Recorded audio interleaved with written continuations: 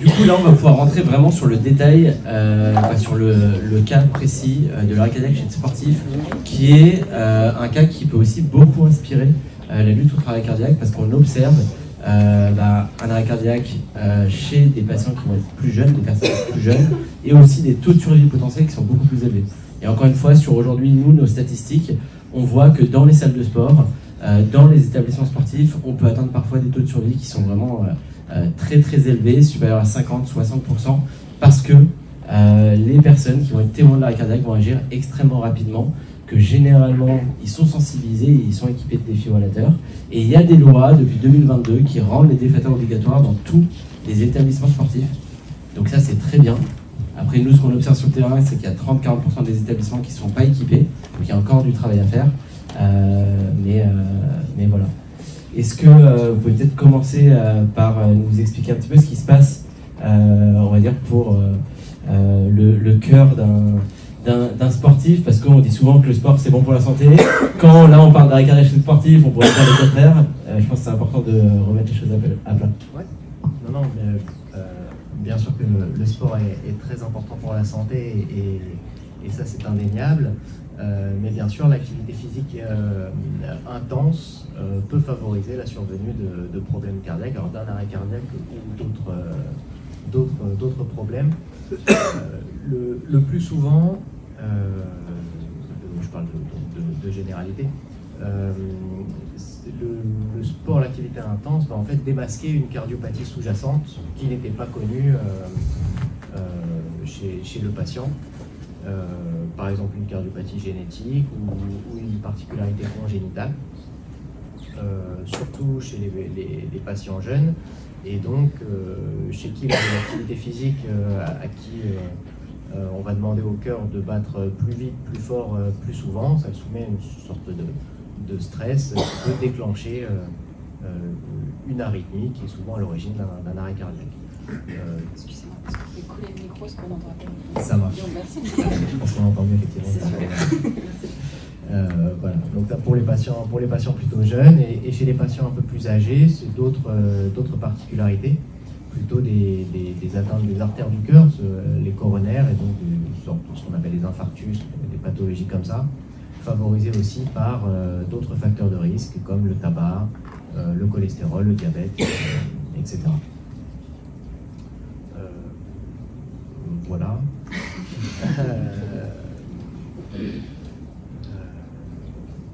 Le sport, oui, pour répondre à votre question, non, c'est indéniable qu'il y a énormément de bénéfices à pratiquer du sport, et nous, on encourage tous nos patients à faire du sport.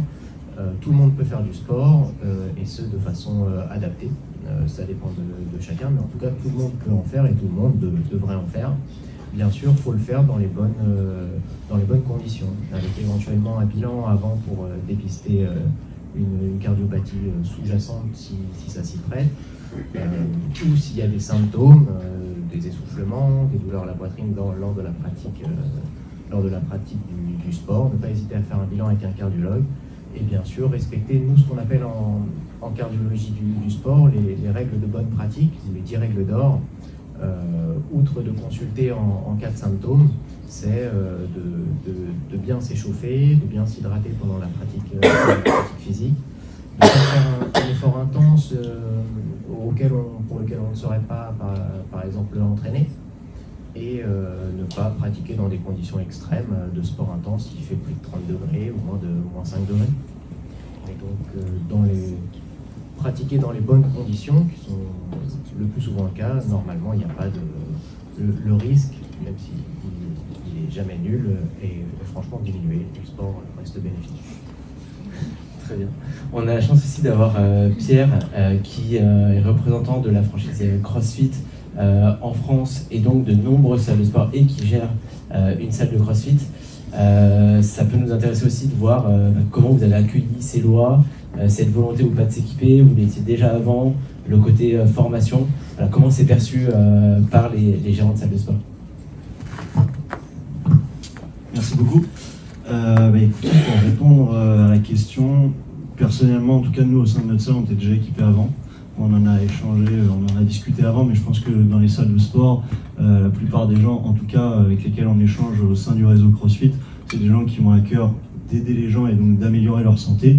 Et donc on met le maximum de choses en place pour justement que s'il y a un problème qui arrive, comme on vient d'en parler, ça peut arriver, c'est des choses, mais il faut y être préparé. Donc le défibrillateur fait partie intégrante. Ça a été devenu obligatoire en effet pour nos types de structures qui sont souvent des ERP à petite capacité, donc depuis 2022. Mais donc avant, je pense que la plupart des salles étaient équipées. On fait le maximum pour qu'il y en ait un maximum. On parlait de sport intense, c'est sûr que peut-être que dans notre discipline, on va être un peu plus amené à arriver dans ce genre de situation, de sport intense, de choses comme ça. Mais j'ai beaucoup aimé les mots que vous avez utilisés, adapté. Et on en parlait encore une fois, mais peut-être que par rapport à d'autres salles de sport, l'avantage que peut avoir le réseau CrossFit et du coup l'importance d'avoir un défibrillateur, c'est qu'il y a toujours un coach, il y a toujours un humain à côté. Donc on va savoir couper le côté un petit peu formation. C'est aussi des coachs qui ont au moins pour la plupart fait le PSC1, puisque maintenant pour avoir le diplôme d'État, il faut avoir fait donc, le diplôme qui va nous permettre de savoir comment se servir de ce défibrillateur. C'est vraiment voilà, un process, des humains qui sont formés, qui savent s'en servir, des salles qui les ont, et donc en cas de problème, bien évidemment, on espère ne jamais avoir à s'en servir, mais si ça venait à avoir lieu, normalement, un maximum, puisqu'il n'y a jamais de toutes, mais un maximum de conditions sont mises en place pour qu'on puisse limiter les risques.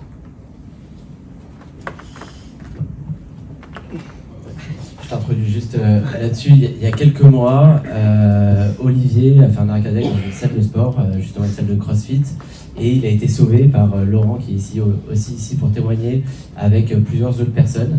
C'est un témoignage qui est assez rare et donc qui est précieux. Et donc je vous laisse la parole pour un peu expliquer ce qui s'est passé. Peut-être d'abord dans les mots de l'intervenant pour voir, toi, quand tu as vu Olivier s'effondrer, comment ça s'est organisé, comment vous avez réagi, et puis après avoir un peu des nouvelles de toi de ton côté, Olivier. Très bien. Donc merci.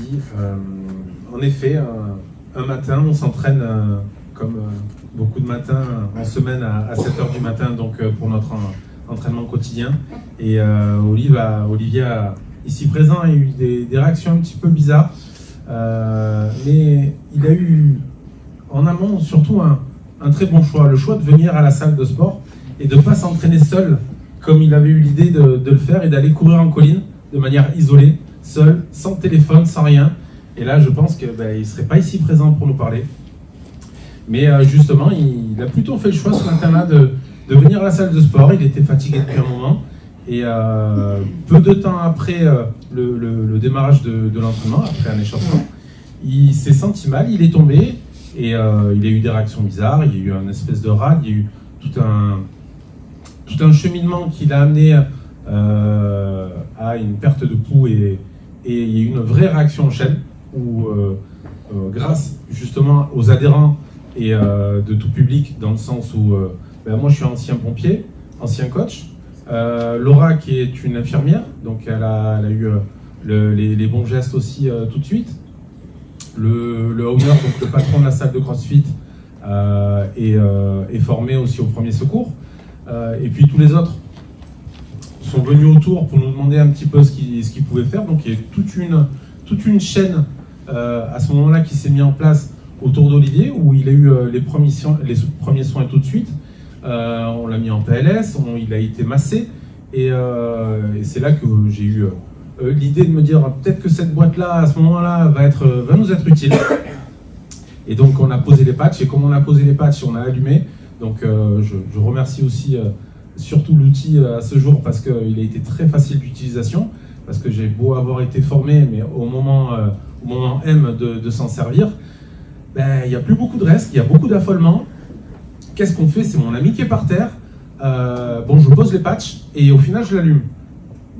Au final, il n'en fallait pas plus, parce que tout de suite la machine elle a dit analysez en cours et poussez-vous, et c'est là qu'il a été donc défibrillé, et il est revenu quasiment tout de suite à la vie. Voilà, donc je suis bien content d'être là parmi vous pour vous raconter cette histoire. Je suis bien content qu'il soit là aussi avec moi, avec vous, pour vous en parler. Et donc je vais lui laisser aussi en parler lui-même. Merci Laurent. Ouais, en fait, je suis un peu l'objet de ce sur quoi vous travaillez tous les jours. Que vous soyez médecin, que vous soyez infirmier, que vous soyez en association. Voilà, moi ça m'est arrivé, je ne pensais pas que ça allait m'arriver un jour. On a toujours l'impression qu'on est invincible et on ne l'est pas forcément. J'avais un peu de cholestérol, j'ai 47 ans, enfin j'avais 47 ans, j'en ai 48, c'était l'année dernière. Et donc voilà, mon cholestérol je ne traitais pas tellement depuis 10 ans parce que je me suis dit bon on verra bien, ça a l'air de bien se passer. Bon, en fait j'avais bien des problèmes de coronaire, comme vous l'avez expliqué, les artères qui étaient pratiquement bouchées, mais avec l'effort en intense physique, le cœur n'avait pu être alimenté suffisamment, c'est ce qu'on m'a expliqué mes cardiologues. Et j'ai fini avec l'hôpital, une fois qu'ils m'ont réveillé, les pompiers sont arrivés, 8 minutes après, j'étais déjà réveillé. Et ensuite j'ai fini à l'hôpital avec une angioplastie, c'est ça, et trois stents de posés. Donc voilà.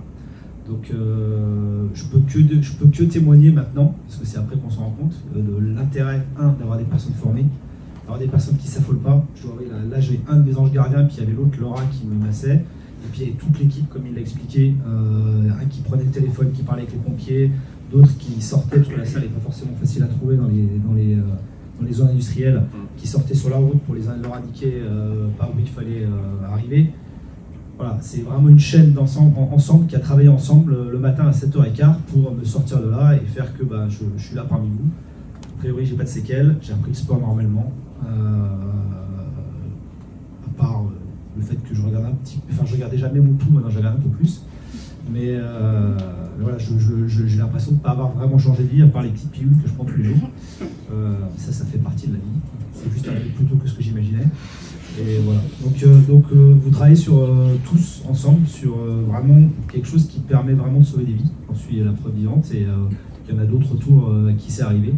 Mais je vous remercie parce que je pense que vous n'avez pas toujours l'occasion de voir ce que tous vos efforts peuvent amener, parce que on a beau se former aux gestes de secours, on n'a pas quelqu'un qui tourne tous les jours devant soi.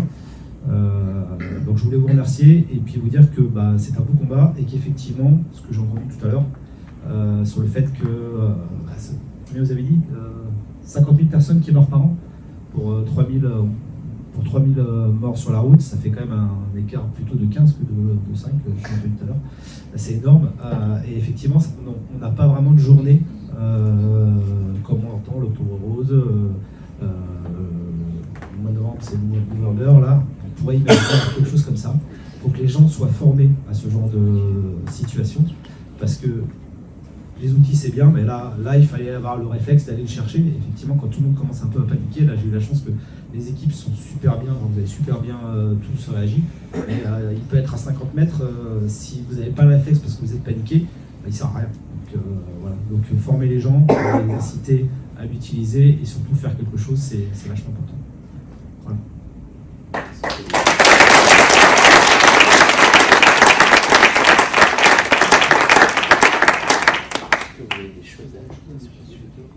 C'est dur de passer après ça.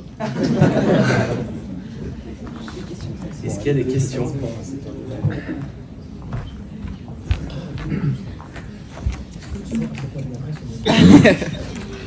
Au-delà de trouver c'est même plus une histoire, c'est un fait donc extraordinaire, et de féliciter Laurent. Moi je voulais savoir si le niveau d'équipement à l'étranger est le même qu'en France, si on sauve plus de vies autour de nous qu'on en sauve ici. Et voilà, en fait, qu'est-ce qui se passe à l'extérieur? Il n'y en a plus qu'un maintenant, c'est vrai. Plus qu'un seul. Je vais répondre pour ma part, mais il y a pas mal de personnes ici qui pourront compléter la réponse après.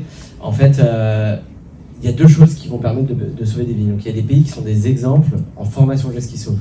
On disait les pays nordiques. Et ils vont déjà augmenter d'un gros palier le taux de survie parce qu'en faisant des gestes dans la première minute, etc., on va faire gagner du temps pour que quand les secours arrivent avec un défibrillateur, ils puissent augmenter la survie. Donc ça peut faire passer un palier de... aujourd'hui, on est à 5-7% en France. Dans certains pays, grâce à ça, on peut passer à des 10, 15%, 20%. Ensuite, il y a des exemples dans le monde, comme Seattle aux États-Unis ou Piacenza en Italie, qui eux ont fait le choix de déployer des défibrillateurs partout, de former 80% de la population. Et ce qu'on voit, c'est que quand il y a cette combinaison-là, ils atteignent des taux de survie qui parfois sont 10 fois supérieurs à ce qu'on peut avoir dans d'autres pays qui ne sont pas assez formés, etc. Évidemment, à chaque fois, c'est une combinaison d'événements. Là, comme le disait Laurent et comme le disait Olivier, si Olivier était parti courir dans la colline, malheureusement, on peut être dans n'importe quel pays, on ne pourra rien faire. Donc c'est comme des histoires à chaque fois marquées par un signe du destin. Et l'objectif de l'AIFISM, l'objectif, je pense, de tous ceux qui sont là ici, c'est de permettre de réunir ces conditions-là au maximum, dans un maximum de cas pour pouvoir intervenir. Et donc, en tout cas, pour répondre à ta question, oui, les défibrillateurs, ça sauve des vies, oui, la formation, ça sauve des vies, et les deux combinés, ça peut démultiplier les chances de survie. Est-ce qu'il y a d'autres questions ?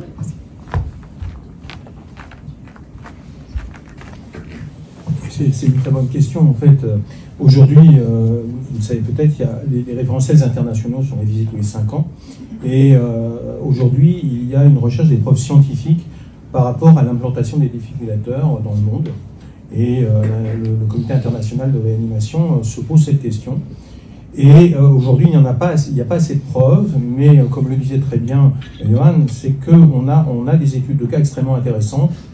La plus grande est celle du Danemark, puisque aujourd'hui ils approchent les 20% de chances de survie, parce qu'ils ont mis en place une chaîne de survie extrêmement efficace avec tout simplement en fait une cascade de formation, en particulier la formation d'un membre de la famille, et qui repart avec un mannequin et qui va former les autres membres de la famille. Et puis une réflexion sur l'emplacement des défibrillateurs. Aujourd'hui, l'ILCOR, donc le Comité international de réanimation, estime que, mais ce n'est pas encore des preuves scientifiques profondes, que lorsque sont arrivés 2 arrêts cardiaques dans un périmètre qui reste à définir, parce que bien sûr, on n'est pas dans les mêmes conditions en campagne, en ville, on doit mettre en place un défibrillateur. C'est-à-dire que statistiquement, c'est quelque chose qui doit être étudié. Et bien sûr, après se pose la question, c'est est-ce qu'on doit avoir le même nombre de défibrillateurs que d'extincteurs? Au début, c'est pas sûr. Il faut beaucoup plus avoir un rapport qualité-prix et se poser la question de là où il faut en poser. Et bien sûr, il y a des expériences en France même qui sont intéressantes. C'est en particulier la SNCF qui a mis en place les défibrillateurs en gare et dans ces TGV. Là, on sait que c'est très positif, car c'est le flux, évidemment, de personnes qui va faire augmenter le risque d'arrêt cardiaque, en particulier le stress également de ne pas de louper son train, etc. C'est pour ça aussi qu'on a des expériences assez intéressantes. Les premières expériences d'implantation des défibrillateurs se sont faites également, hormis Seattle, qui est un laboratoire à ciel ouvert. C'est en fait, en particulier, l'aéroport de Chicago, qui quasiment, si vous êtes là-bas, tous les 300 mètres dans les couloirs, vous avez un défibrillateur. Donc là, aujourd'hui, c'est une vraie question et se posera, mais c'est l'objet de la table dont on n'a pas, c'est quoi faire par rapport au domicile. Parce que ça, c'est la question majeure pour tous les pays. On n'est pas égaux, en tout cas, on pense toujours aux États-Unis qui sont très en avance, pas du tout en fait. Seattle est une situation tout à fait particulière parce qu'ils font beaucoup d'expérimentation et la défibrillation en fait partie, mais dans l'intégralité du territoire US, les chances de survie ne sont pas meilleures que les nôtres. Donc là, il y a vraiment une question à se poser, c'est les emplacements, le flux, les risques, les salles de sport, tout à fait, on sait, le sportif amateur de 50 ans qui prend un petit peu de bedaine et qui a envie de perdre du poids et qui se remet au sport sans demander à son médecin du sport si c'est raisonnable, on sait que le risque est beaucoup plus grand. Donc il y a plein comme ça c'est multifactoriel, mais que je crois les autorités publiques, la santé publique, doit se poser cette question pour améliorer la prise en charge de l'arrêt cardiaque et de la mort subite. Est-ce qu'il y a d'autres questions ou compléments? Ouais. Ah bah oui.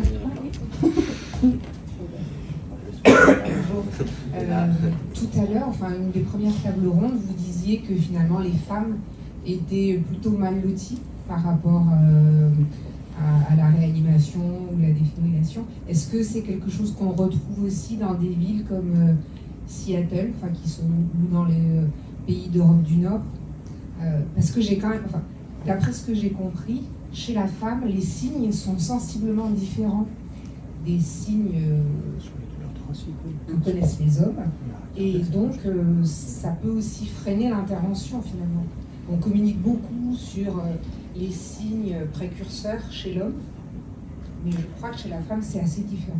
Et là on parle d'arrêt cardiaque, donc les signes, peu importe finalement les signes qui ont eu avant, là on est dans la situation où là on est dans la situation où ça y est, elle est arrêtée. Donc l'article que j'ai vu, ça se passait en conseil d'études belge en fait.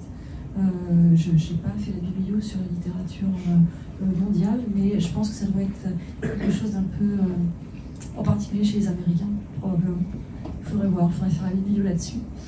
Mais la femme, en tout cas, est moins bien soignée d'une façon générale dans les maladies cardiaques, cardiovasculaires, tout simplement parce que bien avant qu'on arrive à des extrémités comme l'arrêt cardiaque, les symptômes sont moins bruyants. Et c'est aussi que la femme s'écoute un petit peu moins que l'homme. Je suis désolée de dire ça pour les hommes. Mais c'est quelque chose qui est qui revient très très souvent, c'est que la femme elle a quand même une charge mentale énorme.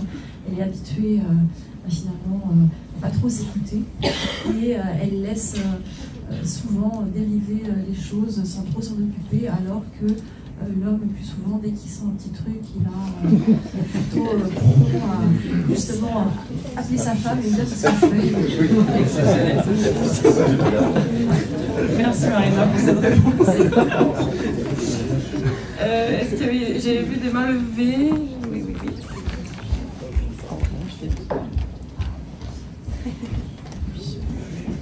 Je vais vérifier son cœur avant de la laisser courir. Je voulais savoir s'il y avait des sports plus à risque que d'autres, enfin, plus concernés par l'arrêt cardiaque.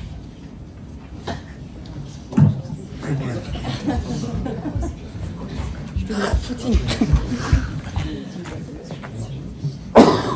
Alors, j'ai pas connaissance de sport en particulier, mais on a des classifications quand on donne les autorisations pour les différents sports, pour signer avant, quand on signait les certificats, en fonction des degrés d'intensité, que ce soit à la fois en résistance et en endurance, et parce que effectivement il y a les sports, en gros les sports les plus à risque sont ceux qui vont plus solliciter l'ensemble du corps et du cœur, et c'est ceux qui vont être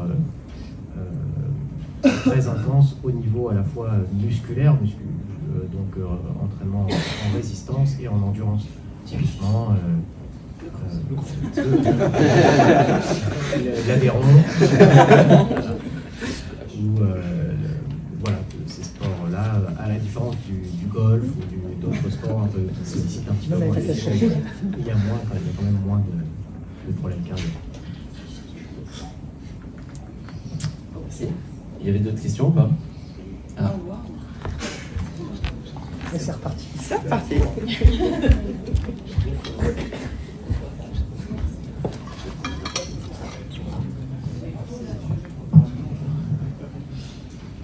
Moi j'avais une petite...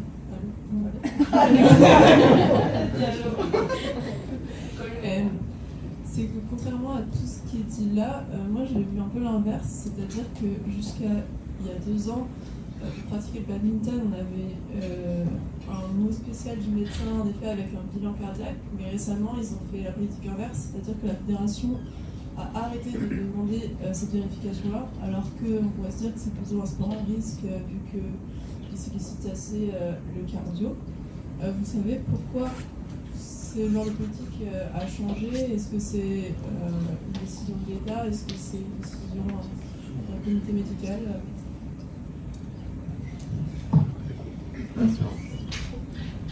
Check le micro. Très bien. Ouais, il n'y a pas que pour le badminton, il n'y a pas que pour le bad. En fait, maintenant, c'est chaque fédération qui choisit. Avant, c'était centralisé, effectivement, au niveau de l'État. Pour signer un certificat, c'était comme ça, il fallait voir avec ça, peu importe le sport. Maintenant, le choix est laissé à chaque fédération. Mais donc vous parlez du badminton, même pour le marathon, pas forcément obligé de passer par le certificat. Ça dépend de l'organisateur de la course qui peut le demander ou pas. Donc nous on préconise toujours quand même un bilan, au moins à partir de 35 ans, par un médecin généraliste et éventuellement un cardiologue. Mais normalement, il y a quand même des garde-fous. Par exemple, pour s'inscrire dans certaines courses, à certains marathons, vous devez regarder, alors soit des fois répondre juste à un questionnaire, est-ce que vous avez eu des symptômes, est-ce que vous avez des médicaments, des choses comme ça. Et si vous n'avez rien de tout ça, bon, bah, c'est validé.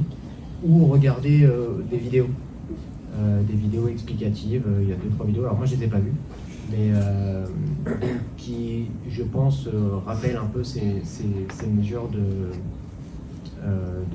de précaution et qui doivent mener à une consultation s'il y a quelque chose à faire.